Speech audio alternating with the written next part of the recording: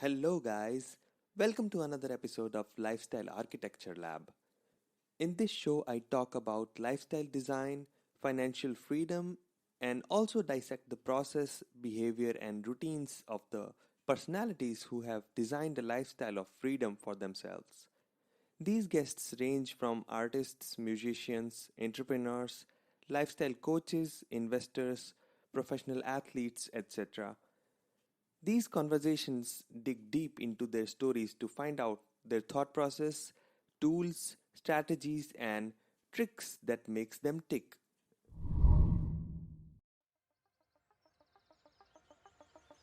This is happening. Let me just do what I love to. No 9 to 5.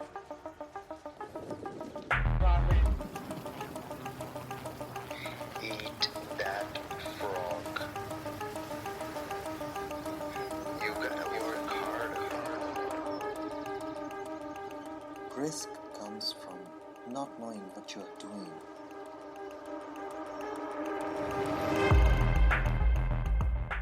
This is Lifestyle Architecture Lab, and I'm your host Himanshu Sachdeva.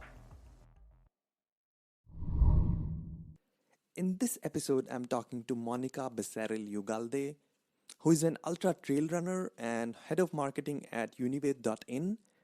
She's a Mexican immigrant who lived in the United States before moving to India. She's wife of my friend Amit, who has also been on the podcast before. Monica has done multiple ultra races ranging between 50 to 60 kilometers of distance, and she has won the podium positions for many of these races. At the core, she's a conscious human being and a vegan. In this episode, you'll learn about her story. How was it like to be an Mexican immigrant in the United States? And how was it like to be in India living as a local? Now she's building a vegan brand along with Amit with their great values. This was like a treat to hear her story. So without further ado, please enjoy this conversation with Monica Becerril Ugalde. Hey Monica, welcome to the show. Hi, Himanshu. Thank you for having me. Yeah, it's my pleasure to have you on the show. Since I asked you to come on the podcast sometime back, after that we spent some time together to catch up. As even though we have known each other for a few years now, but there is a lot which has happened since we first met. I think we first met at the vegan potluck at your house, the potluck which you and Amit arranged for the first time, but later it didn't happen. So, can you give a little context about that and then we can move forward? Yes, of course. Yeah, that was like you said. I think when we first met was at the vegan potluck that Amit and I hosted at our place, and I think that was around 5 years back, if I recall, or maybe even longer. Yeah. And I think that was at the point where veganism in India was just starting, and it was getting a little bit more mainstream than what it is now. Mm-hmm. And so it was a way for us to connect with other vegans in the Mumbai community, Yeah. and also a way to make new friends because I had only been here maybe a year or two since I had moved Yeah. from the US. So it was a great opportunity for me to make new friends and meet new people. And unfortunately, it hasn't happened again. Mm-hmm. It's sad, but we do see those fellow friends that we met at the vegan potluck whenever there's a vegan event or something. So we always end up catching up there. But maybe we'll have to host another one. Yeah. Maybe soon. I think the all the people which came there, it was so intellectual of a group, and I miss those kind of conversations. So I think you or probably me or another people in the group should have another potluck soon. Yes, most definitely. Yeah. I agree that you get some great conversations going with the group. Yeah. So, as you are from Mexico originally, and later on you have moved to US, which we'll talk about later on in the podcast. But can you tell how has your experience been in India, basically in Mumbai, as a US person who is a Mexican immigrant? Did you find language problems or any other problems which you are facing? Can you share your experience about that? Yes, so moving to India was definitely a big decision for me. However, I was very excited because I always loved traveling, and now moving to a different country. Like you said, I'm originally from Mexico. I was born there, and then Mm-hmm. later on moved to the U.S. After moving here, of course, I did face and still face a little bit of a language issue. It is a little bit of my fault because I haven't made much of an effort to learn the language. I haven't had any tutoring or have gone to any classes. But whatever words I know, they're everyday words that I hear over and over. So I end up picking those up. And other than language barrier, which I face, and I try not to let it prohibit it from me doing things. Um, I still, I take the rickshaw by myself to work every now and then when Ahmed is not going to office. Mm-hmm. Travel by, cab or stuff like that. I travel alone. Most everybody speaks English, or I can get by. So I haven't felt, a strong need, it Mm-hmm. would definitely be something that would be a little bit more like, for example, the maids that come to our house. I'm unable to have a conversation with them. Mm-hmm. And I'm curious, I would like, since I've been seeing them for the last 6 years, I would like to know a little bit more about them, about their family, what they do outside of, their job when they come to my house. So Yeah. I like to make that connection with people. Um, Other difficulties that I have faced, one thing that I guess it's on the positive end from me is that because I sort of blend in, Mm-hmm. because I'm not, my skin color is not as light as other people, like you see Europeans or other tourists around. Yeah, of Right course. away, they stand out. And here I've been able to sort of, blend in with everybody. And yes, they do know kind of when they look at me, or sometimes they think I'm Indian. So that's been nice. That's something that maybe like in other brought up in the U.S.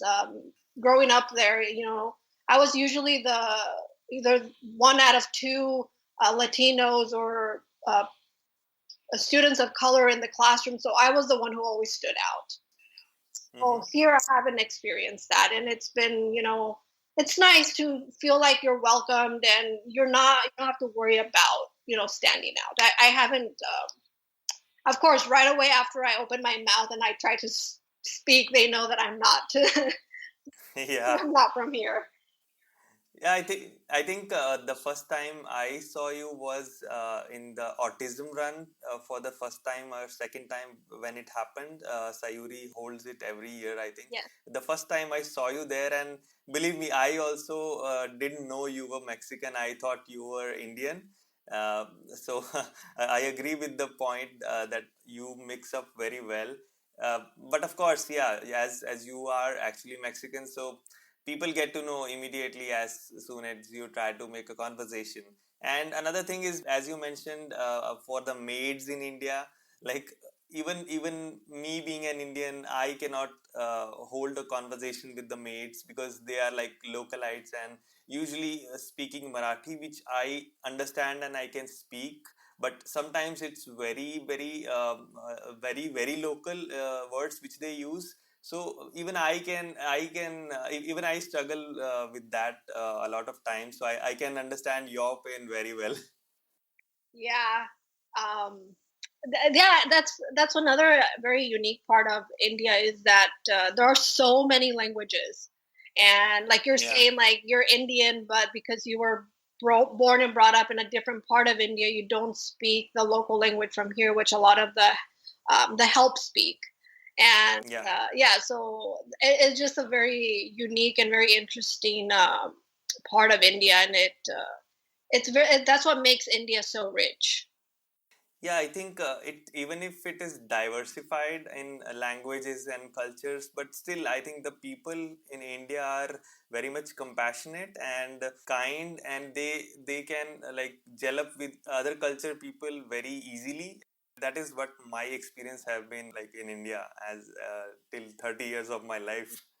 I would completely agree with that. Yeah. Mm-hmm. Everybody will try to help you, even though maybe they don't know the right answer. Will Yeah, try to help. I've noticed that yeah. as well. So yeah, everybody has been very welcoming and very helpful whenever I've needed it, and I don't have Mm-hmm. like any complaints. And I've pretty much been very grateful for everyone who I've met in India. Mm-hmm. Yeah. So, dialing back a little, can you share more about your childhood in Mexico and then moving to the United States? I think there are a couple of stories which really intrigued me when we were discussing initially about the podcast. So, can you tell more about that? Yeah, I mean, definitely some great memories and milestones that have made me who I am today and have helped me along the way and made me stronger. Yeah, so like you said, I was born and raised in Mexico for the first part of my childhood. I lived so I come from a very small village where the majority of the people that live there are family. So it's made up of a few families, and everybody knows each other. So everybody goes to the same preschool, the same kindergarten, elementary school, high school, and then if you want to go on and continue your studies, then that's when you have to go on and move to a city or the nearby city or wherever you want to end up going for further studies.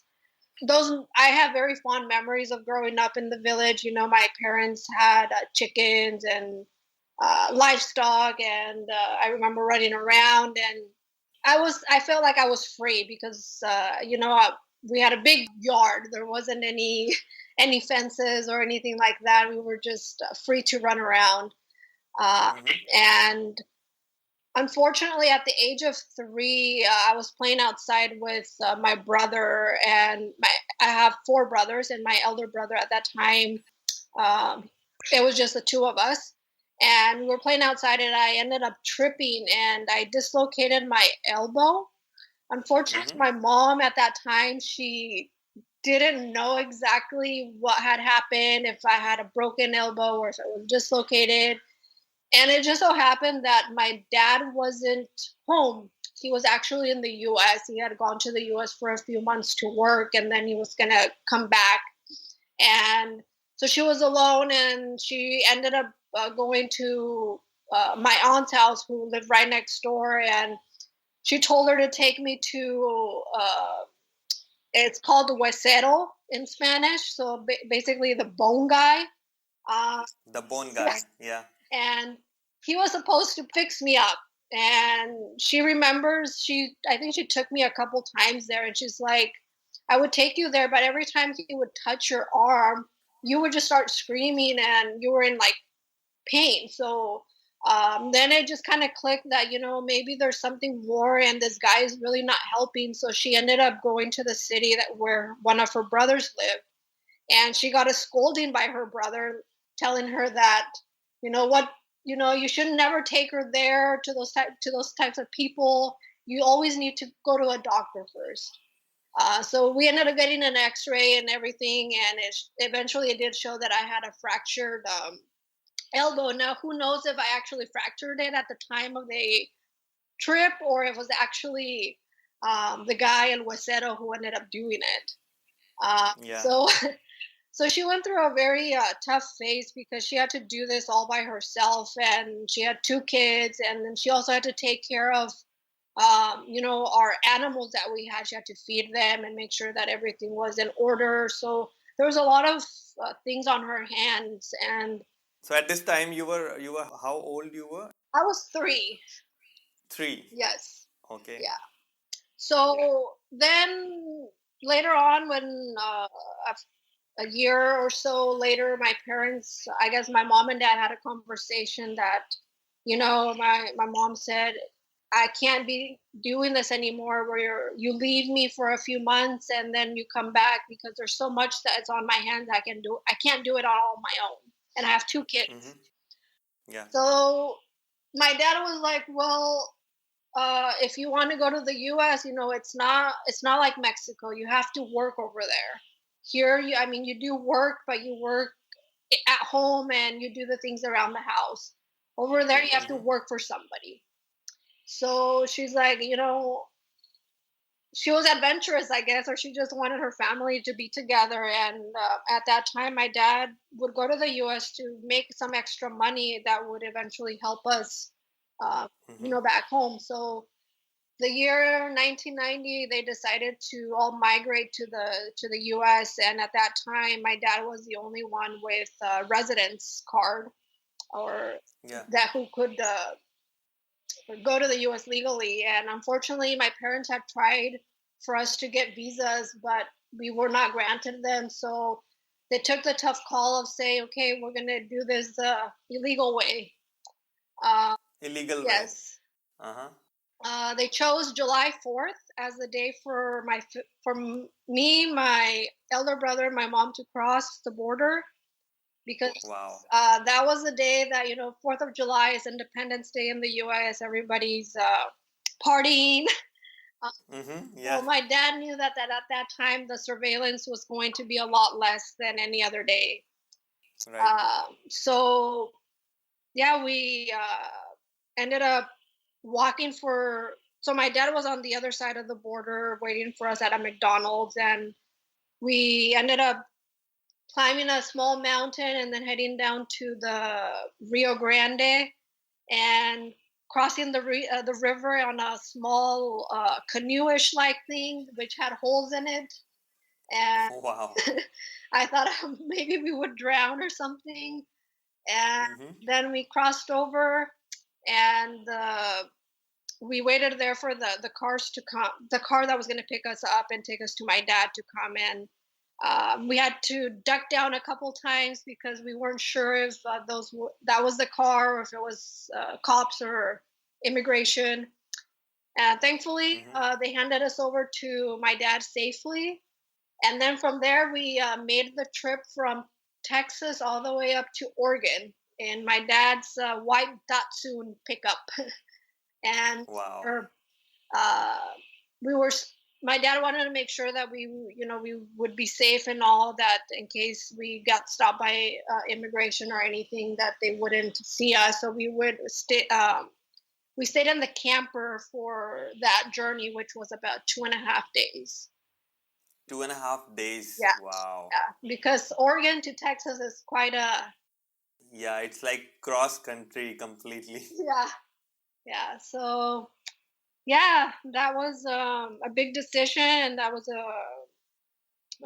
We went to the U.S. We were there for 2 years, and then my mom, Mm-hmm. I think, missed Mexico, missed her family, so um, we went back to Mexico in 1992.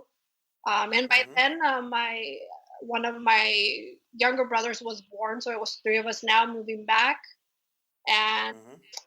we were in Mexico until by then my parents had filed for our residency as well. Unfortunately, in 1994, we got a call that we had our appointment at the border at Ciudad Juarez to see if we would get our residency. Mm-hmm. And yep, they granted us the residency, and from then we didn't look back. We didn't end up going back to Mexico. We took a Greyhound bus from El Paso all the way up to Oregon once again. Wow. And So this time completely legally and yes, uh, through the right route. yes. My parents had decided that we would, if it was meant to be, if we were going to go back to the U.S., it would be the legal way. Mm-hmm. Otherwise, we would have ended up just staying in Mexico and continuing our lives there. But um, the future had something else in mind, so we made We got back. yeah, we went back. We made the U.S. our second home, and I lived the rest of my childhood in the U.S. I went to school there and graduated from there, got my college degrees from there, and now I'm in India. Wow, quite an interesting story which you have. I mean, this piece sounds like out of a film. Yeah, you could probably make a Bollywood movie out of it. True, so true. Yes. So, like once you migrated legally from the Mexico to the US, then you had your academic years in the US. Can you talk about your academic life in the US and how different it was as an immigrant there? Wow. Yeah, it was definitely the first year I would probably say was very challenging because I didn't speak English. So Mm-hmm. I just remember that I was in my third grade class. I was going into third grade. So when the school started, I went into third grade, and there was a girl. Her name was Emily, and she spoke Spanish. And Mm-hmm. so we became friends because she spoke Spanish. She understood me, and she would help me if I needed any translation. And she, thankfully at that time there was so the town that we lived in the US is Ontario. It's in Oregon, and Mm-hmm. it's a small city. It's only about 10,000 people. It's not very big, and it's an Yeah. agriculture based town. So back in the day, there used to be a lot of migration from, like, people who lived in Texas would go up to Oregon to work in the fields for the summer, and then they would go back once the work was over. So there was a Mm-hmm. lot of migration that would take place. So there was like a migrant program that was in the schools, and that migrant program helped students who migrated or who were new to the school. And Mm-hmm. fortunately, my brother and I got that help, and we had a great a teacher, or sort of a support teacher there, that every can't remember if it was every day or every 2 days, she would take us out of the classroom, and we would get to speak to her in Spanish and let her know if we were having any difficulties or anything like that. uh, Wow. so we got a lot of help and a lot of support. I can't say enough of the support that I have had since, in every stage of my life, in elementary school, in middle school, and high school. I've had a great support system from my teachers and from my support staff at every school that I went to. Mm-hmm. So it was tough because I had to learn a new language, but I learned it, as you can see. So I became bilingual, and that bilingualism, then I became the one who would translate for new kids who would come from Mexico, or who needed help and didn't understand English. So I became a translator for kids as I went on and became older, and as the years went by. Um, Wow. yeah, and I remember I was sort of ahead of the students in the U.S. for some reason. Like, I still say that the Mexican education system was farther ahead than the U.S. one at that time. I Mm-hmm. already knew my times tables when I moved, and I knew division, and the people and my classmates, they were just learning that. So they put me in a talented and gifted program as well, because I was far ahead in math, and um, they were like, you already know all this stuff. You need to be learning new things." So you got the head start there. Yeah, I did. Math, you don't really need a language, right? It's all numbers. Yeah. So Correct. yeah, and yeah, and I ended up. I moved schools a couple times, elementary schools as well, because my parents bought a new house in a different part of town, so I had to move schools, Mm-hmm. and then I went on to middle school, and uh, like I said, I've been involved in sports, so I started getting involved in sports around fifth grade. Then in middle school, I played basketball, I did track, and then in high school, I ended up playing soccer and basketball. So my education in the U.S. also helped in terms of getting me involved with sports. So that's a big emphasis that the U.S. does at an early age. Yeah. See, I graduated salutatorian from my high school. I got a scholarship. I got a full ride scholarship to a university, and again, that was in part to a lot of support that I had from my teachers and supportive staff at the school. And of course, I was involved in quite a bit of clubs, and I played sports, like I said. So I was always involved and active.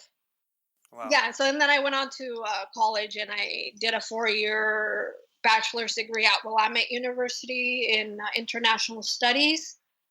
And then I decided to do a MBA at the same school. I didn't take a break. They have a early, it's called an early MBA where you don't need any work experience. Okay. And yeah, and that's where I met Amit. Wow, finally Amit there. Yeah. So you were also talking about the trip you took in between from college. You were going to the university. So in between, you took a trip to Ecuador, the backpacking trip. So how was it? Can you tell if that changed anything that gave you some new perspective about life before moving to the university for MBA? I think it was more of just my friend and I. We just wanted to do something fun and adventurous, and we were both, girls, and um, we were both. I don't know. We just wanted to go somewhere, and we chose Ecuador one because it was cheap, and they use dollars there, so we didn't have to convert any currency. And they also spoke Spanish, so that was easy for us. And you just there wasn't. It was just a trip, a celebratory trip that we've completed our 4 years at the university, and sort of before we get into another 2 years of school, we wanted to experience something different and a new culture and see a new part of the world. I love traveling, so yeah. A little recreative and a little reset before the next phase. Yes. Wow, that's great. And then in the first week, I think you met Amit there, right? In the MBA university, right? I did. I met him the first week. It was during our orientation time. We had, I think, 3 or 4 days of orientation, and it was on the way back from one of the activities. My roommate and I were walking back to our apartment, and then two guys were walking. We noticed that two guys were walking behind us, and they caught up with us and they started talking to us. And this was Amit and his roommate Sumit, and they thought that we were Indian. That's why they started talking to us. Oh wow! They also didn't make out the difference. Yeah. So that's the first thing that they asked us, are you guys Indian? And then we were like, no, we are not. I told them that I was Mexican, and then my roommate, she's half Mexican and half Salvadorian. So they're like, oh, but you guys look Indian, and that was actually my first experience with the Indian culture or somebody from India. I had never met anybody from India before, and I think even in my university, I don't remember at the time that there was that I had met any study abroad students from India. So that was my first encounter with India. Wow. Yeah. And that encounter is like has gone a long way. Yeah, definitely. It changed my life completely. So, okay, moving forward, as you told me, you didn't have a smartphone as well until you moved to India. As right now, we cannot even imagine being without a smartphone in our day-to-day life. So, how was your university experience without the smartphone? Wow, that I'm thankful that I didn't have a smartphone until now. I mean, now it's like everybody lives on the smartphone. We can't live without it. Yeah.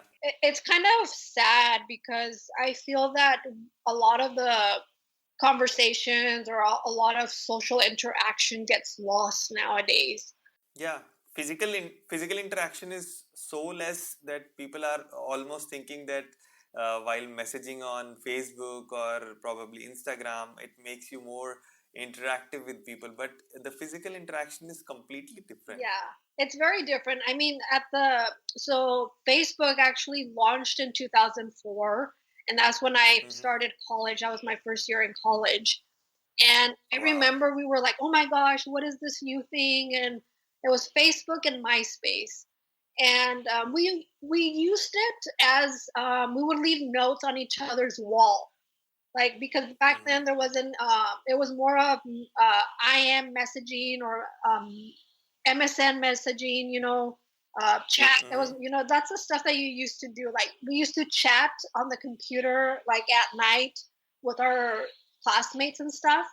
Yeah, there were chat rooms, I think, at that time in Yahoo chats, right? Yeah, so it was sort of limited. Like, you only did it whenever you were at a computer. It wasn't like you couldn't do it on your phone. On the phone, you could only do texting. You could only text someone or you call them. So it was somewhat limited. And when you were at a social gathering, you weren't always like checking your phone or anything like that. It was, you were more involved. You were more into what was happening around you. Now it's like, oh my gosh, wait, let me take a picture of that, or let me take a video, or let me post it on my Instagram story. Like, I feel like we lose out on just living in the moment, and instead we want to capture it for everyone. So it's like we are living in the memories, not in the present. Correct. Yeah, which is I mean, it's good to look back at memories and stuff, but living in the present, I think, is more important, and something that definitely technology and having a smartphone has um, changed completely. And even within family dynamics, like sometimes we sit for dinner and somebody's either checking their status or checking their email or checking their WhatsApp, or we're always checking something. So do you guys on the dinner table or lunch table, do you guys allow smartphones? We have a rule that we don't, but somebody always ends up breaking it.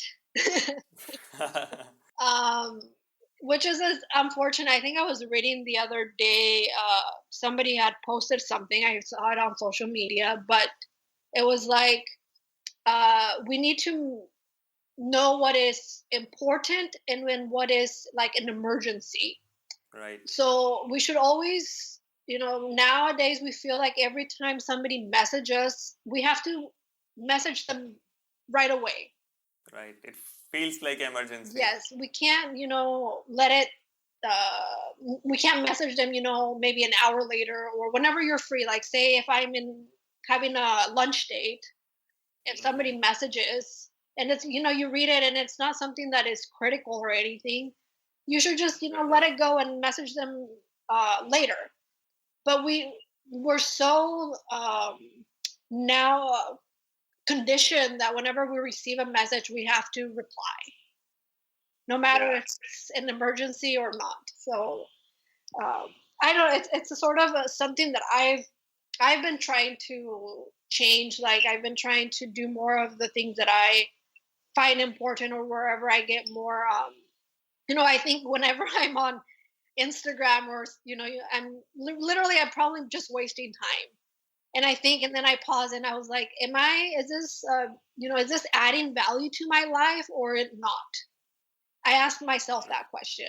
And when I ask myself that question, I say, okay, no, it's not adding any value at the moment. So I, get off the phone and try to do something else that is going to add more value into my life, like reading a book. Reading a book. Yeah. That makes a whole lot sense to like stop. I think I was watching a video some days back, and the guy was telling, whenever I have the urge to like do social media, check out my feed, at the moment I always think like the way you are telling. So I'll always redirect that energy to reading a book, open my Kindle and start reading a book. That's how like he told about that. So I think that makes a whole lot of sense. Yeah, I completely agree. Yeah, so I'm going back to the original question is I think I'm grateful for the fact that I did not have a smartphone. I think I felt less, anxiety or I was more aware of the present than we are nowadays, I feel. Yeah, Yeah. that's a great way to put it. Yeah. And moving forward, how did you get introduced to veganism? How was your initial experience with veganism, and did you find it hard to adjust to it? Veganism, definitely a Mm-hmm. big change again in my life. I grew up in non-veg family, Mexicans. I think you find very few vegetarians or vegans. Mm-hmm. And it was back in 2008 when I was not introduced to veganism, but I was introduced to what am I eating, or are you aware of the food that you're consuming? And that is that's when I met Amit, and we were dating, and he claims that I used to eat chicken nuggets and frozen food and stuff like that, but I never ate chicken nuggets. I never had chicken nuggets in my freezer. Mm-hmm. And he put up a question, and he said, "Do you know what you're eating? You know that has like it has that animal has been slaughtered. It has it has been injected with so many hormones and all of this." And so that question really intrigued me, and I started reading more about nutrition and where our food comes from. And I read In Defense of Food. That was the book my first book on food that I read. And after that book, my life completely changed. Like I gave up meat Mm-hmm. and I became vegetarian. I couldn't give up cheese or pizza or ice cream at the time. I would just became more aware of, what types of food am I putting in my body?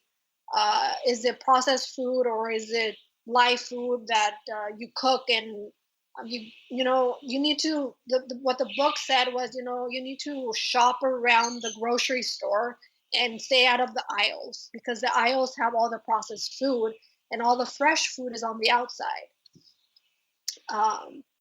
So I made that decision to go vegetarian, and I my family was a little shocked because like I said, I come from a non-veg family, and they're like, "What? You're not eating meat?" I was like, "No." And they're like, "So then what do you eat?" I was like, everything else that doesn't involve meat."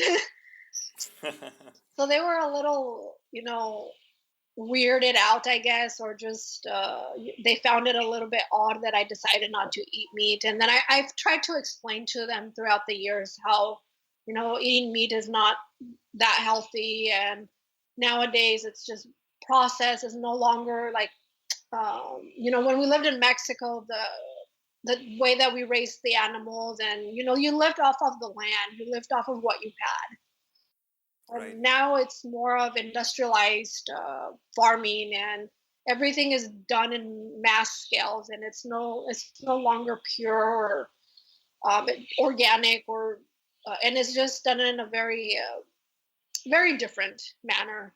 So Mm-hmm. I've tried to explain to them my reasoning behind going vegetarian now and now going vegan, and they've accepted the fact that I'm vegan. And my mom has she knows that whenever I'm coming home, she's like, "Oh, okay, now I have to make the food this way because you're here."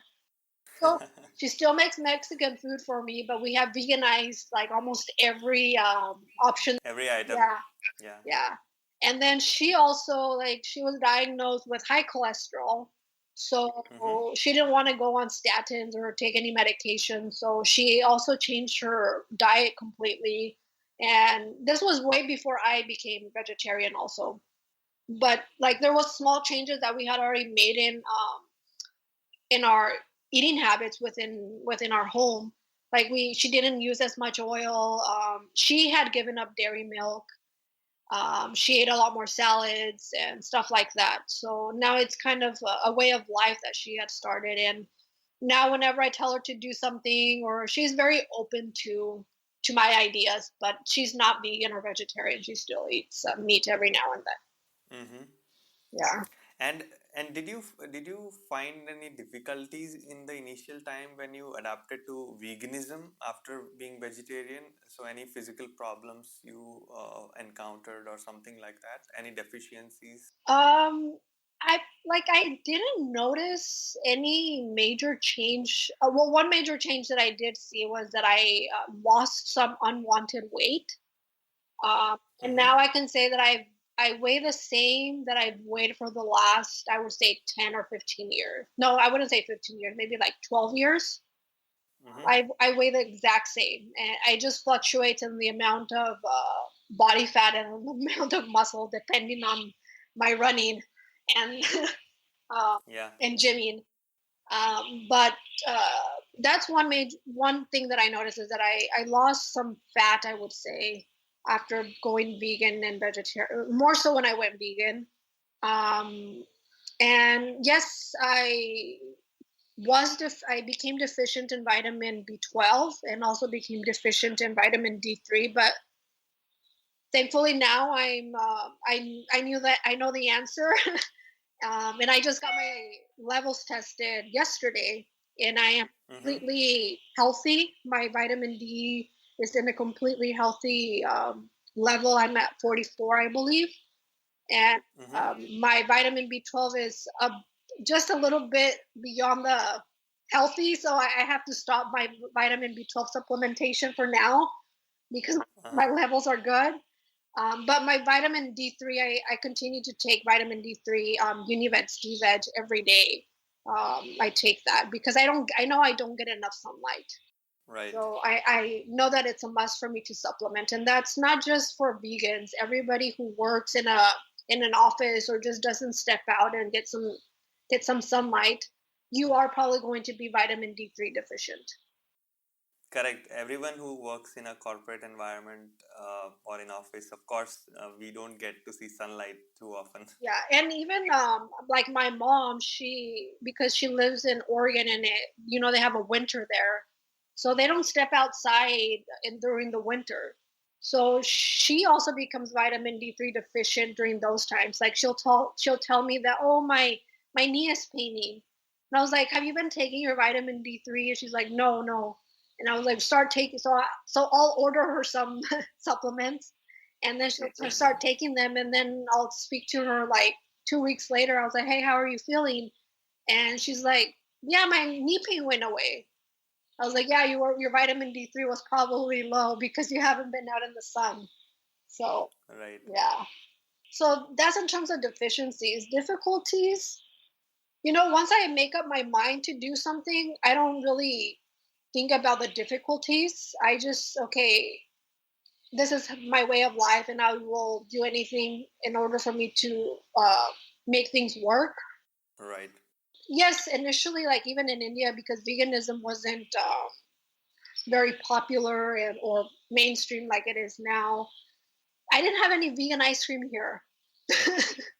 that, That's a bummer. that was, I think, the biggest difficulty I have encountered. it's it's not being having accessibility to vegan ice cream. But now, just like within, I think like the last 3 4 months, I've been eating so much vegan ice cream because we discovered this new brand, and it's just so good that we can't stop eating it. So yeah, I think in regards to difficulties, I haven't really faced any deficiencies. Again, it's anybody, even those who are not vegan, should always or should get a yearly, if not 6 month, lab test done to make sure that all their levels and every vitamin and everything is in a healthy state. And it's always good to be proactive and have Yeah. have your health in control, because we're the only ones who can make any changes or lose track of whether or not we're healthy. We might feel healthy, but maybe something is lacking and we're not aware of it until we actually get those lab tests done. Yeah. I think the health is the most important and critical aspect of our life. So every year, like the preventive healthcare does make a lot of sense in that manner. Oh, most definitely. I'm a completely vouch for that. I think prevention is always better than cure. It's Right. always better to be proactive and be on top of our game, and Yeah. instead of suffering later on and trying to combat things that are not needed. Right. I have one more question about veganism. So I also started trying veganism from last year in the end of the year, I think December. So what I was struggling always, the question which I was struggling always was, why am I doing it? So what is the meaning of veganism for you?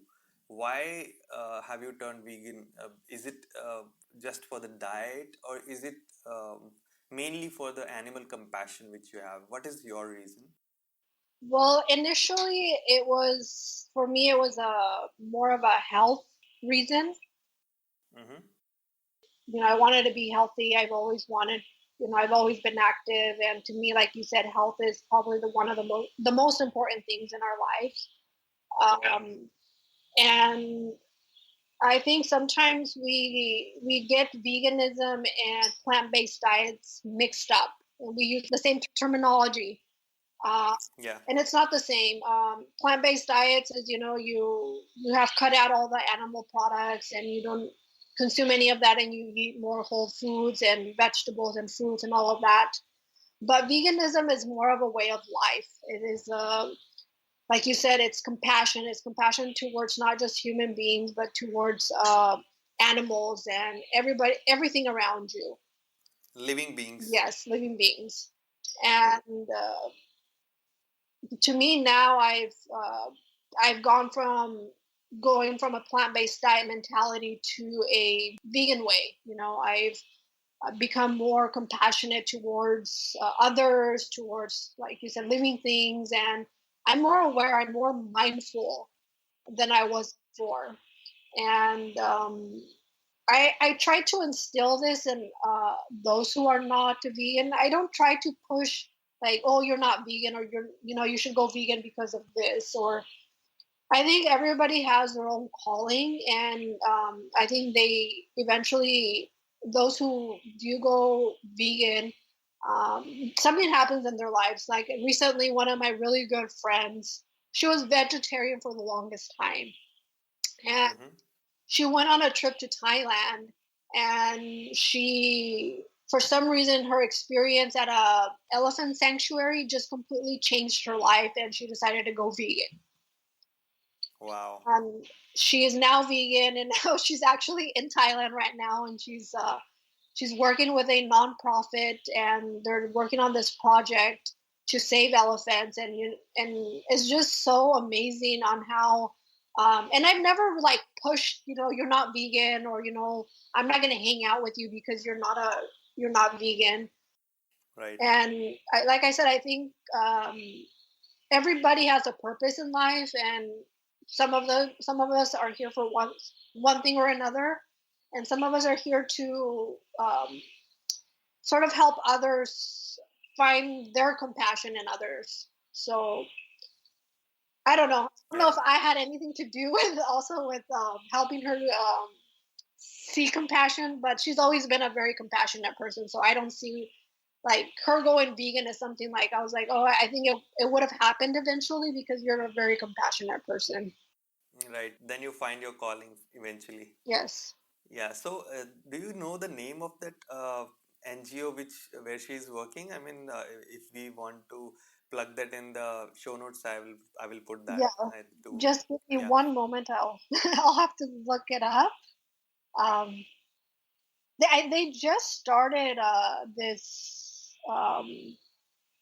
nonprofit, actually, this foundation. It's called a foundation. It's Never Forget Elephant Foundation.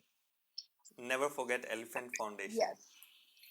Wow, they must be on social, so I'll put the links in the show notes. Yes, they have a Instagram page, and I think she met some people when she was on her trip to in Thailand, and they decided to come together and form this. this foundation. So Wow. I think that's how the travel changes. You travel also plays an important part. Like she went to Thailand and she found this, and it completely changed her life. yes, I think travel is for those of us who are, that we have the opportunity. Not everybody has the opportunity to travel, but for those of us who are lucky enough to do travel, I think it's probably one of the most amazing things, and we're able to see new cultures and experience new things, and it just opens your mind completely. I totally agree with that. Yeah. All right. So, as you are an ultra trail runner now, and you have run quite a lot of races, and lately you have won multiple races. So, can you tell how it all started, the running and eventually the ultra running? Running, wow, it's now it's a part of my life. Another thing that is a part of my life, but it goes back to, I would say, 2010, 2011. I've always ran to stay healthy or to stay in shape. I used to run 1 to 2 miles, 1 to 2 or 3 miles a day, but it was nothing more than that. I never knew what a marathon was. I never knew what a half marathon was, and even more so, I never knew what ultra running was. Mm-hmm. And then back in 2000, I think 10 or 11, I can't remember the date. I was living in Portland, and my cousin Juan, who's one of my close cousins, he signed up for Hood to Coast. It's a relay with his company, and he's like, I need a training partner, otherwise I'm not going to be able to run this. So he's like, come on, be my training partner. And I was like, really, you want me to run with you? Like, I had never ran more than 3 miles. And he's like, we have to run 5 miles every other day. And I was like, that is so much. Like, how are we going to be able to do that? It was just beyond me. Yeah. So I started running with him. And every day after work, he would come to my apartment. Not every day, every other day, he would come to my apartment, and he would change, and then we would head out for a run, for a 5 mile run. And I got hooked. We got hooked. And so I was like, he's running for something, for a purpose. He has a goal in mind. I'm not running for anything. I'm just running to support him, which is, it is something, but I should be running for something. And I had a coworker who was also a runner. And one day we just started talking about running. And he's like, yeah, you should sign up for a half marathon or something. I was like, oh, what are half marathons? Like, what is the distance for that? And he's like, oh, it's only 13 miles and it's not that much. I was like, 13 miles? That's how are you supposed to like run nonstop for 13 miles? And so I ended up doing my research. I went home and started researching. And I decided that we should sign up for a half marathon. So I convinced my cousin that we should sign up for a half marathon. And we found one. It was on July 4th, and we were not going to have work or anything. So we're like, oh, this is perfect. So I convinced him. We signed up for the half marathon. And then I was like, what is the next step? We need to have a training plan for it. So I went online and just found a beginner's half marathon training plan. And we started using that training plan as a guideline, and we were doing all the runs based on the mileage that we had to do, and everything was going well. And then again, something happened at my job, at my work, where they're like, you need the right running shoes. And all along, I'm like, hey, I should be running the right running shoes anyway. Like, I've ran in Nike Freeze like for the last 3 years. Why should I be concerned of what shoe I should be running in? And they're like, no, but there are, based on your foot, based on whether you pronate or not pronate. And I was like, okay, if you say so. So they're like, yeah, you should go to a running specialty shop. And I was like, those exist? They're like, yes. So I looked one up. There was one walking distance from where I lived. So I walked there, and yeah, they did a gait analysis and all of that. And then they told me that I was the overpronator. So they gave me a very stability shoe. Like I went from running in a Nike Free to running in a very stable, rigid shoe. So can you sorry to cut you. Can you explain what pronation is to the audience who might not know, who are non-runners probably? I don't. To be honest, I don't know the whole scientific or the science behind it. But overpronation means like your feet go in when you're landing. They don't stay on a flat surface or flattish. Instead, they go inside, like they roll in, like your ankle will roll in a little bit. Right. I didn't know anything about it. I just went with whatever the sales girl was telling me, and I ended up buying the shoe. And the shoe was like $100, and I was like, "Oh my god! Like this is the most expensive shoe I have ever bought." In my mind, I was just thinking, "This better work." So, being a newbie to running, I didn't know that you're supposed to break your shoes in, and Yeah. I decided that I would wear my new shoes on our our 12-mile run, which is going to be the longest run for our training. I was Wow. so excited. I was showing off my shoes to my cousin. I was like, "Hey, look, I got some new shoes. I went to the running store and they hooked me up." And he's like, "You're crazy."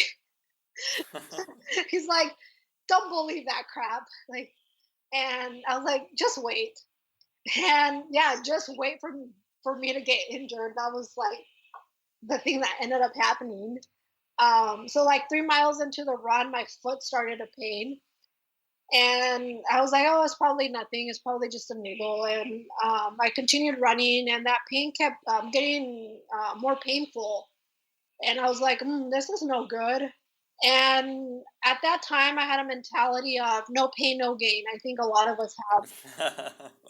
A lot of amateurs I think have that mentality, no pain, no gain. Yeah, so I was like, don't be a wimp. The last mile was just so painful that when we stopped, I couldn't even walk. Like, I couldn't put any pressure on that foot. So I knew that something was completely wrong. And I was just hoping that I would wake up the next day and everything would just be okay. Unfortunately, it wasn't. And it didn't go away within a week or 2 weeks. And then it was only like 1 week before the marathon, and I was just so bummed that I wouldn't get the chance to run. So I went to a orthopedic, and the orthopedic was just like, there's really nothing that I can do. It's really nothing. You just have to rest it. That's it, and it will go, and it'll be fine. But but I told him that had signed up for this half marathon that I really wanted to do, and he's like, "Well, I could either give you a cortisone shot or you just don't run the marathon." And I was just set in that mentality. Like I put so much time and effort into my training that I just wanted to run the race.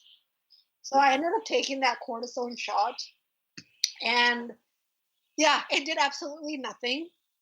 That pain was still there, and I just took the call that I wouldn't run the marathon. So my cousin ended up running by himself. I was there and cheered him on. But I was really bummed that I had trained so hard and I didn't end up running. Yeah, So I think this is the second incident of a 4th of July thing. So initially, the illegal immigration happened on 4th of July, and then this first marathon attempt. yep. And yeah, and then I basically went on a 2 month sabbatical from running or exercising because I couldn't put any weight on my foot. And then I think I moved to India in 2012, October of 2012, and All right. I think I sort of after that I think we would just run like 5 miles just because we wanted to. We didn't really sign up for anything else. It just kind of became a habit, a way of life that we would run every other day, 5 miles. And then I moved here, and it really took a while for me to get used to running in India. Yeah. Initially, I was like, "Oh yeah, I'll just run after work, like I used to do in the U.S." And I tried it a few times, but Yeah, it didn't quite work out that well. There were just too many people. There's too many cars, too much honking that goes on in the afternoon. Too much traffic and too many people trying to go everywhere. Yeah, so I immediately I was like, yeah, this is not gonna work.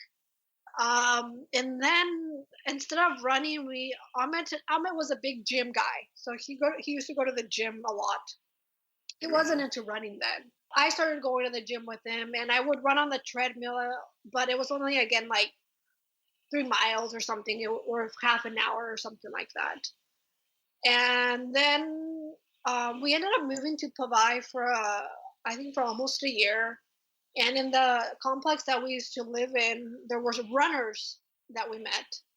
And Amit was like, he knew that I liked to run, so he's like, why don't you join their club or their group? And we asked them what time they used to go running, and they're like 5 in the morning. And Wow. I was like, yeah, that's not going to happen. I am not waking up that early to go for a run.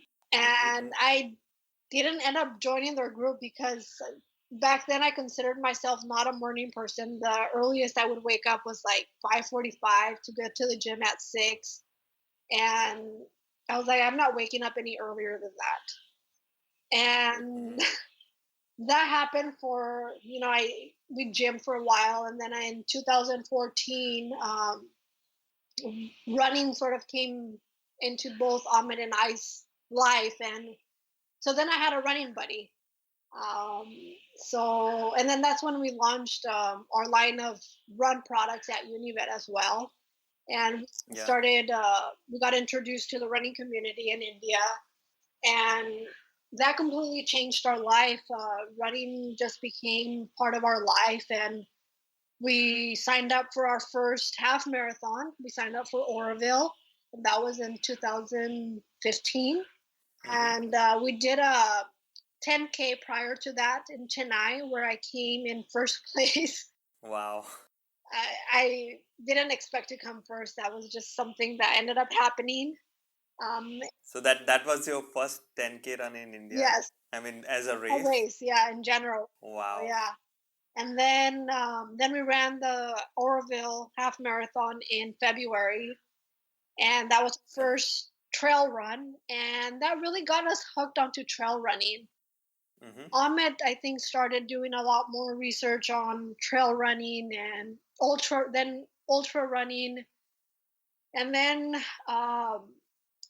in 2016, I think December 31st, we decided to go on our first trail run in India. Wow. It was basically a lot of bushwhacking and not really trail running, but that was our first trail run. Before that, we had gone to Kalabantin with Kuntal Joysher. Kuntal Joysher.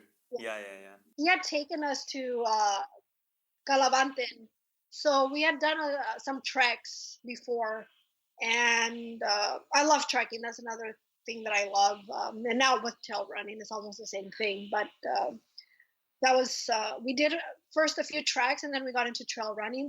And then we decided to do the trail run on December 31st, and then we did another run on the 1st.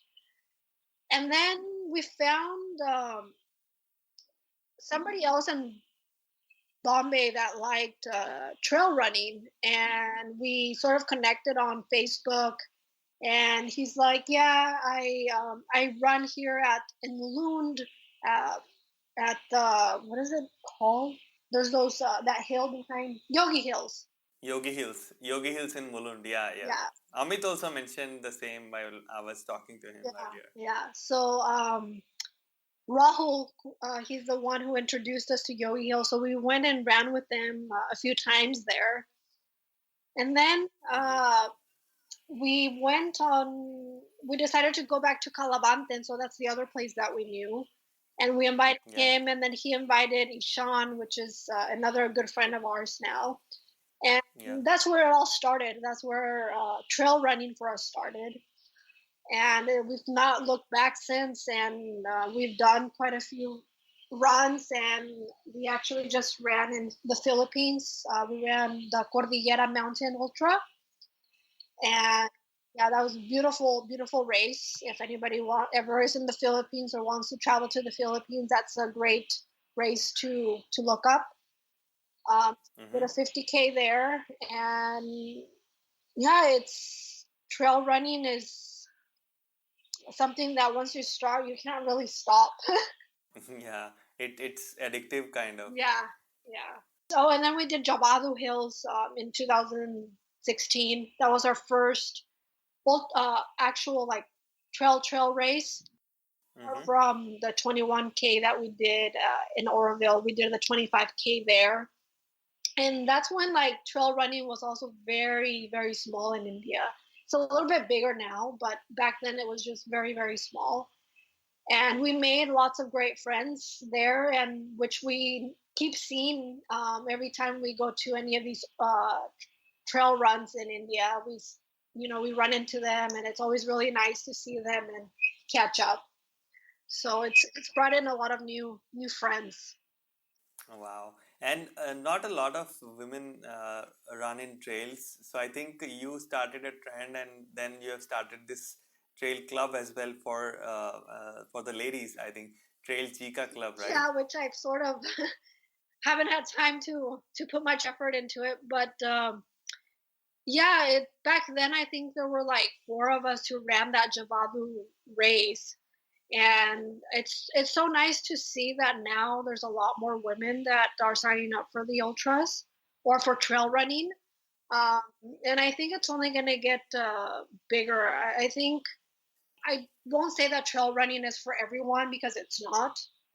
It is a lot of you have to struggle and you have to be very strong and you have to be open to like all types of conditions and you have to rough it out. And if you're not willing to rough it out, then like ultra running or trail running is not meant for you. Yeah. It is a lot of work. It's a lot of climbing. So that's another thing that many, like some road runners, might not be used to because you don't do a lot of. Yeah, road runners are always running on the flats, so there is no variation of the surface which is there in the trail runs. You have to run mountains, and you gotta be very welcoming to the mountains because they are completely different from the road races, right? Yes, yes. You just have to be always aware and be, respect the mountains because Right. uh, it's a very different way of running. And but the great thing is that you're running in nature and you sort of forget about everything and you just kind of take everything in. And like whenever we go to our training runs in like say Tungareshwar, it's about an hour away from Bombay. Mm-hmm. And when you're running and climbing up the hill, like you forget that you're even in India or you can be anywhere in the world. And because everything around you is just nature, you just hear the songs of the birds. You hear the monkeys. There are monkeys there. Yeah. It's just, I don't know. To me, it's a way to get away from the city and sort of reset. And sometimes the city is just always go go go. Yeah, it's overwhelming Yeah, sometimes. and when you head out to the trails, you're alone. There's nobody around you. So just imagine, like in Bombay, somebody's almost always there. You're Right. never really alone. And when you're on the trail, there will be times when you're just completely alone. And that is, I don't know. I think that is one of the moments where you just, you do a lot of introspecting and you reflect and you really understand, what you're capable of. And you're like, wow, am I really doing this? Like, am I Mm-hmm. really capable of running like this distance or climbing this mountain? It's just amazing. Like, when you put your mind into something and you do all the training and that you're capable of many things. So I think it almost comes close to meditation as it can be. Yeah, it can be very meditative. Yes. Hmm. And going back a little bit, when you decided to move to India finally, so were your parents supportive in your decision at that time?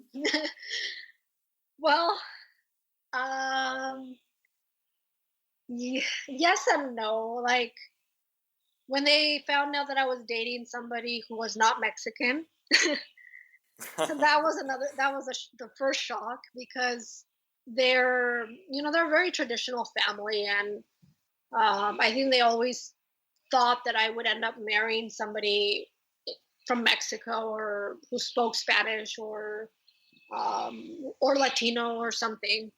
And then when I found out that I was dating somebody from India, they were like, India, like they're very different. They have a completely different culture. How are things going to work? And it took a lot of just like me telling them about why I've become vegan. I had to sit down and talk to them about why I've decided to date this person and why not it shouldn't matter the race or the color or the religion or the place that you're from if you love somebody. True, and so true.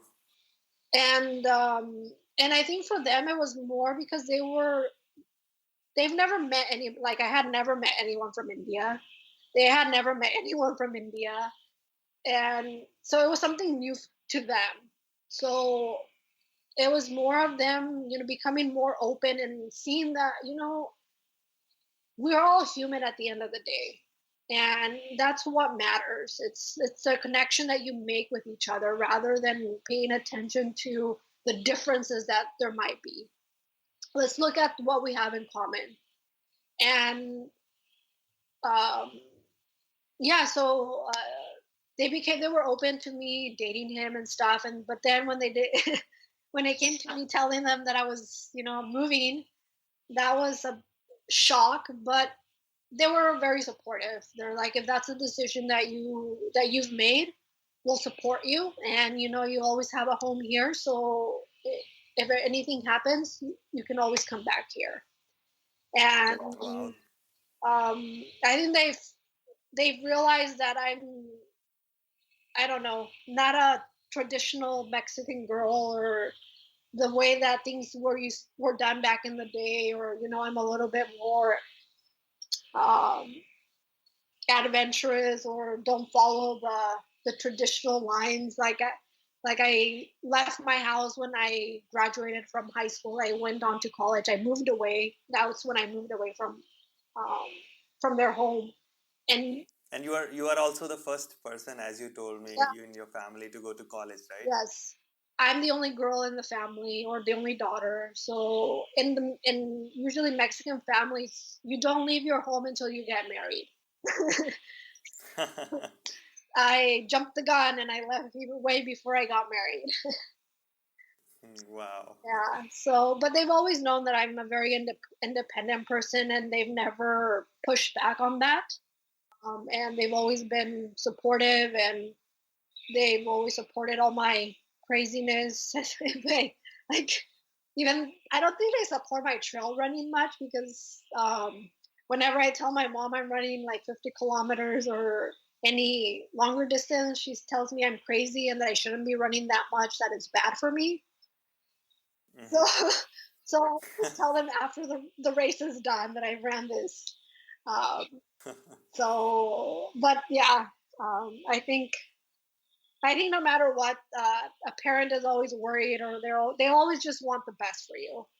And Yeah, um, but I'm grateful to have very supportive parents, because I know that many don't, and that yeah, makes a huge difference when you don't have that support system and you feel like you can't achieve what you want to achieve because there's always something holding you back, and then you're hmm, always afraid whether you challenge that, and then something bad happens, or it's always a very tight line that you're walking on. So it's always a better thing to have a parent support, and it just makes things a lot more easier. yeah. That's totally a blessing to have a supportive family, I think. Yeah. Yes. Hmm. And as you have seen, both side of the coin, meaning you have had a 9 to 5 full time job at a company in the US after you graduated, and then you moved to India now, many years back. So, how that experience is different in your experience, the full time 9 to 5 job and running your own business along with Amit here. Very different. Back then, it was, you work from 9 to 5 or 8 to 5, and you go home. And I mean, sometimes I did do a little bit of work outside of office, but it wasn't so much.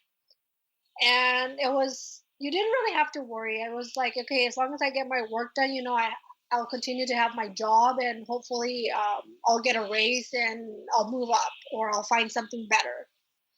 Mm-hmm. Um, but running your own business is definitely a lot more challenging. It takes a lot of time, sacrifices, uh, but it's really rewarding. It's definitely, I think it's, I wouldn't change it. I think I'm blessed to have the opportunity to be in the position that I am with Amit, Mm-hmm. because I get to get my hands dirty with a lot of things in the company that if I was working at a 9 to 5 job, you're just, you only have your job to do. You really don't get exposed to other parts of the business. True, true. And running your own business, you have to be aware of everything, and you learn so much more, and it just opens your eyes to a lot many other aspects of the business and how business works. And it is a lot of work. Like, the first few years we were working 7 days a week, and I think we still work 7 days a week. Mm-hmm. Yeah, you are working all the time, like when you are an entrepreneur. Yeah, even like today, I was doing work in the morning, and I was taking a break from cleaning and doing some work on the computer. But it's also very rewarding, and you get to do a lot of work and play sort of things. Like, we get to run with runners and meet new runners, uh, and yeah, so it's fun as well. So you are able The to you are able to convert your passion into the profession. So it makes a whole lot more sense, I think.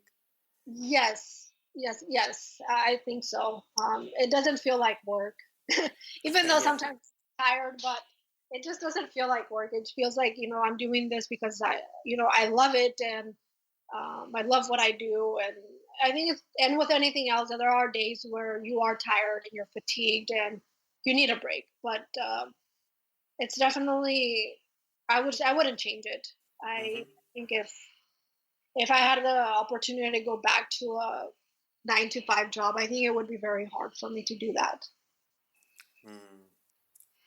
And how's the difference in India and the US in the corporate culture? I mean, even if you are working as an entrepreneur here, but the corporate culture always stays the same, right? You are still working in an office, and so how does that how is that different from the US in India?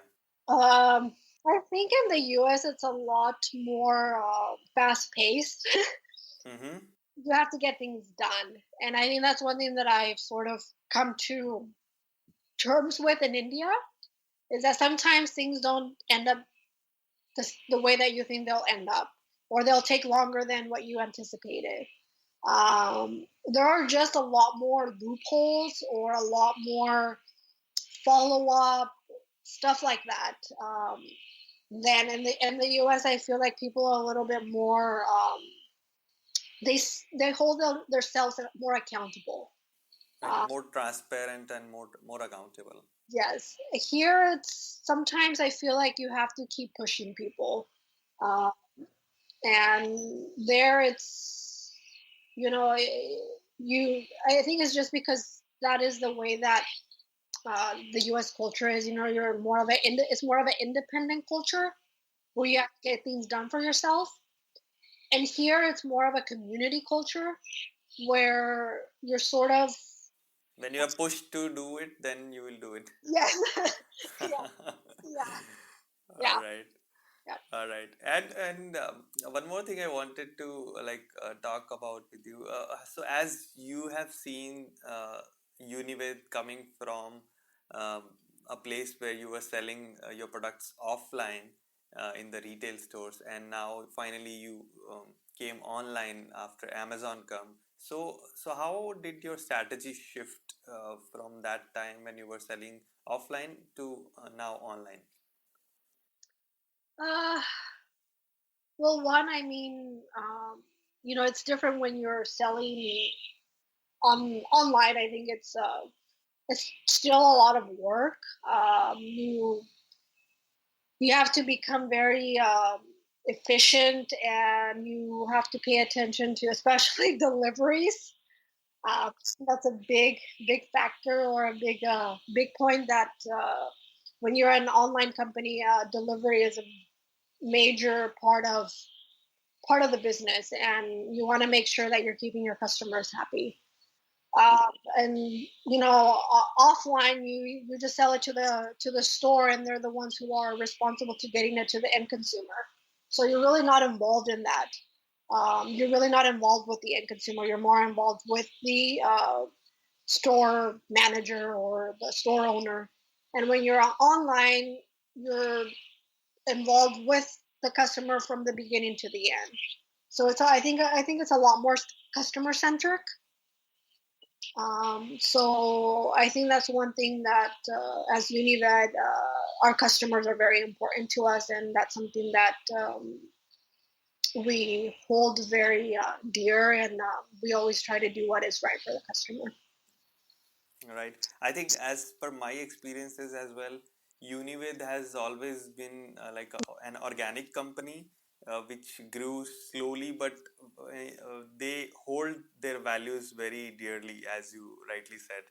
So Yeah, the first time I bought my product from your company, I think we were not knowing that much each other. yeah, And you wrote a note. I still remember. I think I bought a running gel or something. So it came in a box, and there was a note handwritten written by you. I think so. That was a great way to showcase how you care about the customers. Yeah. yeah, yeah. And one thing that you said, I think, being true to your values, and that's something that we also, that's something that we will never compromise on. Like many customers call us and they ask, why don't you sell whey protein, or why don't you sell these other supplements that are not vegan? And we're like, that's not us. Like, we are not here. That's not what we're here for. Like, we are a vegan company, and we will always be a vegan company.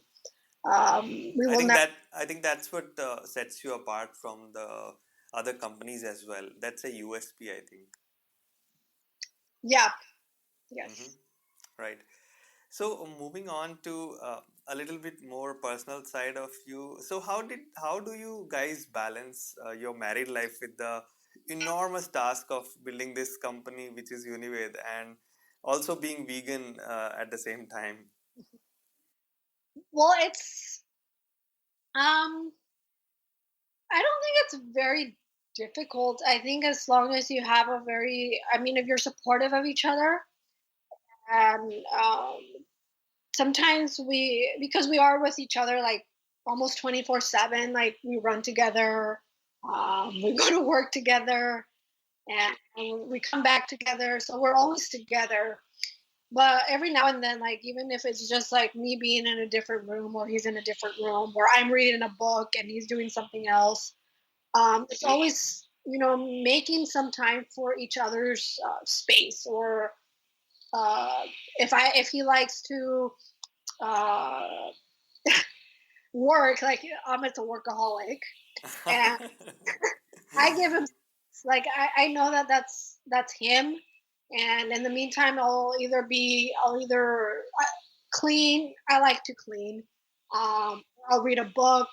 I'll be doing something else, and I'll give him his space. And being vegan, and it's just because vegan is who we are. It's very easy for us to sort of translate that into our work. Uh, yeah, I don't. I think it's. Yeah, I don't know, a lot of communication, and like I said, I think it's knowing each other and knowing that each person also needs each other's space and when to give that space to each other. And running, and I mean, even though we do run together, a lot of what I see is that some people who run in like running groups, they talk to each other when they're running, Right. and honestly, I do not talk at all. Yeah, that's a personal choice, I think, right? Yeah, yeah. Mm-hmm. So that's also like our own time for each other. Like, even though we're running together, we're accompanying each other, but it's our time. Like, I'm running through ideas in my head or thinking about something, and I'm sure he's thinking about something completely different. And so it's a time that even though we share it physically, but we don't share it mentally. Mm-hmm. Yeah, So that's so important, I think, to have personal space, like when you are in this kind of relationship where you are always together all the time. So that is very important, and I think as you guys share too many passions also with each other, like running and veganism, so I think it becomes more organic automatically. yes, yes, Mm-hmm. that's one thing. Like my mom says, like she's like, you guys just like everything the same. And I'm like, well, and that makes it a lot easier. And I was like, yes, it is a lot easier because if, say, for example, if I didn't like to run, Right, then we wouldn't share that commonality, or I wouldn't understand why he has to wake up at 3 in the morning on a mm-hmm. Sunday and Right. go to the mountains. And I think I would be like eating his head off, like telling him, why are you waking me up so early Right. just to go running? But because we do share that same passion, like it's very easy to just go with each other and go with the flow. Like you said, it's more of an organic way of building things, and things just happen. Right. Mm-hmm. And some quick questions to ask you about your routine and everything. So, can you share a little bit about your day? How does your typical day look like? How if it's well, I think it's pretty much every day, but I usually wake up between 5:30 and 6, um, Mm-hmm. if not earlier, depending if we're going for a longer run. Right. And then from 6 to 7 is usually a run. Or right now, because I'm injured, I'm doing strength work at home. Mm-hmm. And then from 7 to 8 is it's where I have to fit in making breakfast, or packing breakfast, packing our lunch. Um, what else? Making smoothies for Mm-hmm. our snacks, showering, and Doing the then daily rituals, yeah, probably. yep, and Yeah, yeah, that's yeah. to be done within an hour. So from 7 to 8, that's what I do. And then we head to office. So we get to office by 8:30. Early morning, there's not much traffic, so we're able to reach there fairly fast. And then we're in office from 8:30 to 5 for the most part, or a little bit later, depending on the work. Then we come back. We get home maybe around 6:10. We just kind of do nothing for maybe half an hour. Right. That's more important. Yeah, we just kind of put our bags away and just kind of do nothing. And then it's dinner time. We try to eat dinner between 7 and 7:30, if not sooner sometimes. Uh, and then wrap up, and we're probably in bed if not by 8:30 at the latest, and we're probably fast asleep by 9 and up again early. So that's our routine. That's Uh, how it goes. Wow. That so from a normal Indian, I think routine it's completely different because you have to get up so early as well. So I think most people don't. yeah, no, I think a lot of people say we're pretty abnormal that we wake up so early, and we wake or go to bed really early. Like sometimes, like we've a couple of times we've been heading out for a run like at 5 in the morning, like on Sundays, especially for a long run.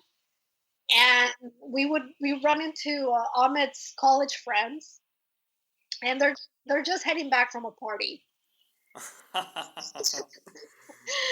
So they're just heading home, and we're heading for a run. So it's a very different, lifestyle. They're out partying and going to bed at 5 in the morning, 6 in the morning, and we're heading for a run at that time.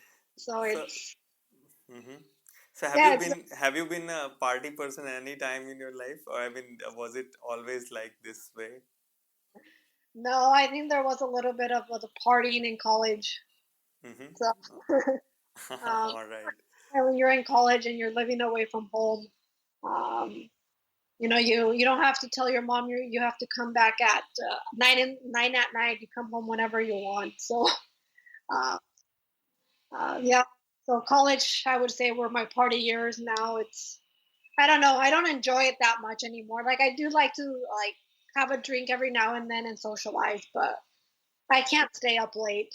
I'm falling asleep by like 10 or 11 at the latest. 11 is like max. Max out. All right.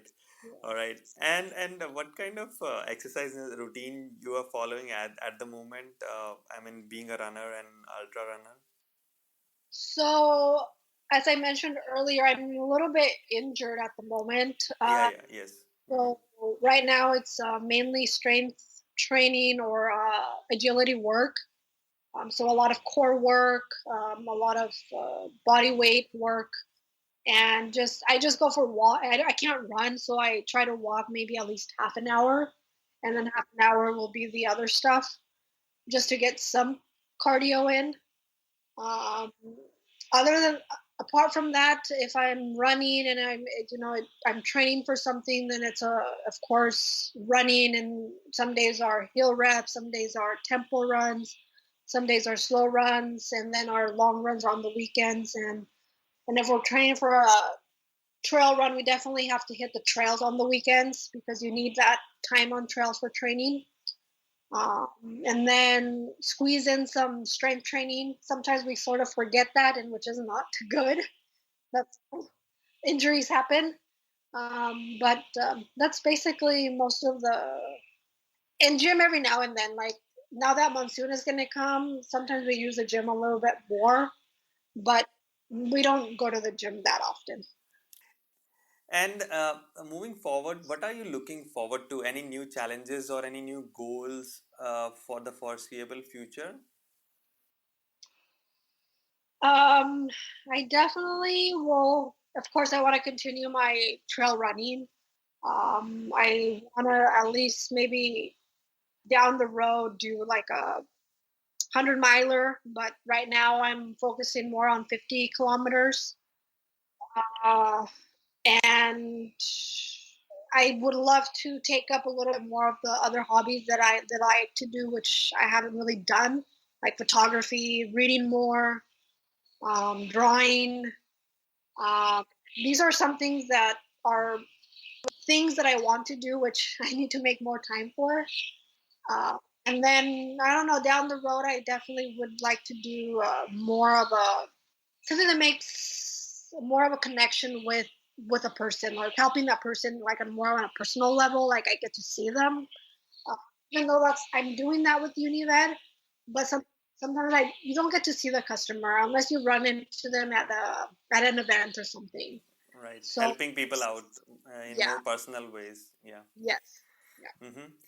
And any book you would like to recommend which changed your life in some way? Well, in defense of food, changed the way that I ate. So Mm-hmm. that's something that I think if somebody is at a stage where they're considering changing their eating habits, wanting to eat more whole foods, that's something that's a book that they can start off with. Mm-hmm. Um, oh man, books. I don't know. I love to read, and I right now I'm reading "Becoming" by Michelle Obama, Mm-hmm. and it's a great read. So I'll recommend it to anybody who is sort of it's been quite interesting to read about her life and how she's been able to manage being a wife, a mother, and a wife to a president. Yeah. and just managing that role and going about things. So somebody who maybe wants to, or wants an insight of how to juggle things a little bit better, or even though somebody who was the first lady of the U.S., they're in a way very similar to us. Like there's really not much difference. Like they're also mothers. They also have to juggle, taking their kids to school or their school activities. It's a great read, so I would definitely recommend that. Mm-hmm. All right. And a few more questions, then I think we can wrap up. Mhm. Uh, uh, can you name a person who has had a big impact on your life? Maybe a mentor? And how did they impact your life? That's just tough. Geez, there's been, I think, mentors in every stage of my life, uh, Mm-hmm. that have impacted me at that moment or at that time where they've been a mentor to me. Mm-hmm. Uh, so I can't really name one person. The only two people that I can name that have, of course, been my heroes, and they're the ones who pushed me to be where I am right now, and I don't think I wouldn't be the person that I am without them, and that's my mom and dad. Mm-hmm. Um, but I think to an extent, like I said, everyone who has been in my life at one point or another have made an influence and have played a role in who I am today. So I can't name one person. Mm-hmm. Yeah. So I think your mom dad have been a constant support to you and mentors, and I think every phase had a different mentor. That's what you're saying. Yes. Mm-hmm. All right. And moving on, some quick interesting questions. What advice would you give to your own younger self, maybe 20 years old Monica?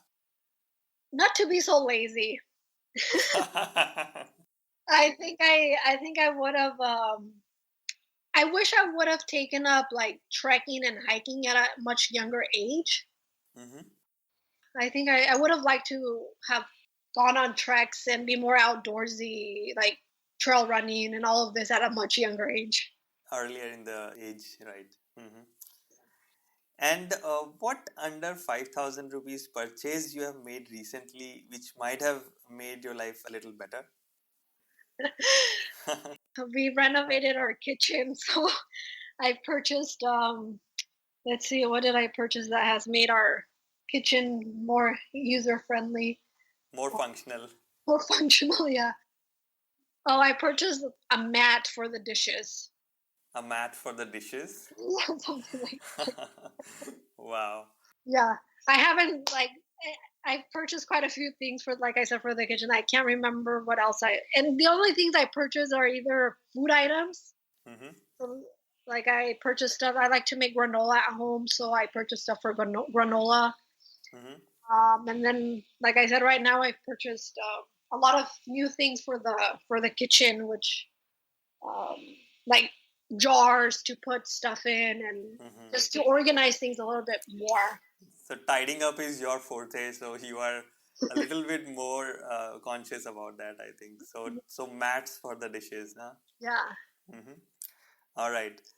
And I think we are heading towards the wrap up. So any parting words to the audience which you want to say?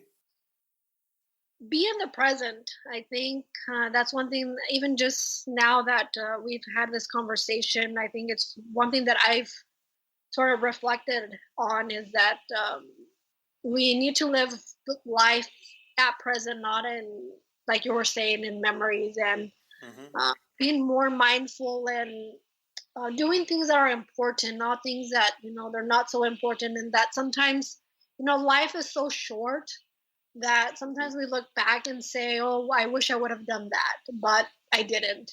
The regret. So just living life in the present, taking risks, taking challenges, doing things that are outside of your comfort zone. Like for example, I moved to India. Never, Wow. like if I look back and if when I was in college or where, I never thought I would have moved to India. Like had never dreamt of that.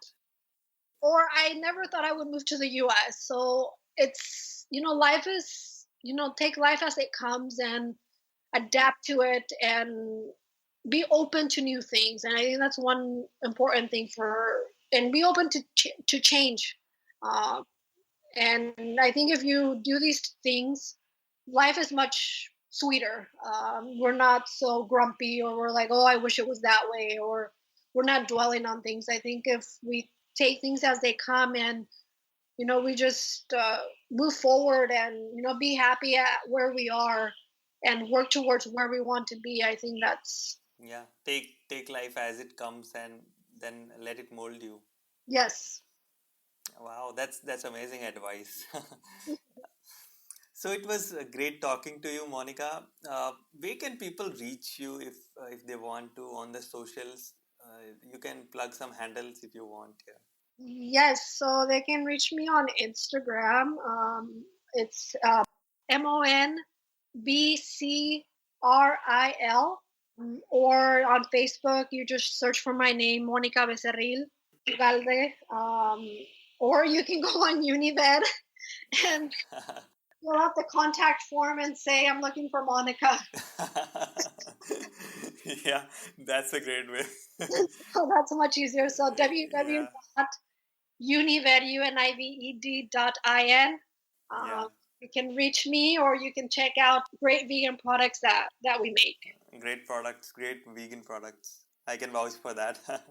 So, all right. So, all the good stuff and all these links I'll put in the show notes of this episode. Thanks, Monica, for the time for this wonderful conversation. No, thank you once again, Himanshu, for having me. It's been a pleasure. I've enjoyed every bit of it. And again, thank you so much. I thank you for allowing me to share my story, something new for me. And thank you for thinking about me too. And hopefully when people listen to this, they'll get to know me a little bit more. And if you want to find out more things, and just look me up on the socials, or like I said, ping me or go to Univet and ask for me. Glad to have you, and thanks again. Thank you, Himanshu. Hey guys, this is Himanshu again. Now, before you move on, here's something I want to share with you. I have one weekly newsletter which is called Saturday Pentacle. You can think of it as a weekly one-page magazine for the curious minds, where you'll find 5 awesome things which I've been pondering on in the last week. It may contain popular articles, blogs, photographs, Instagram posts, books, videos, products, or thoughts. It's completely free. If you want to get it, just go to himanshusasdeva.com. That's my name, himanshusasdeva.com, and drop in your email. You'll get the very next one. I hope you enjoy it, and thank you for listening.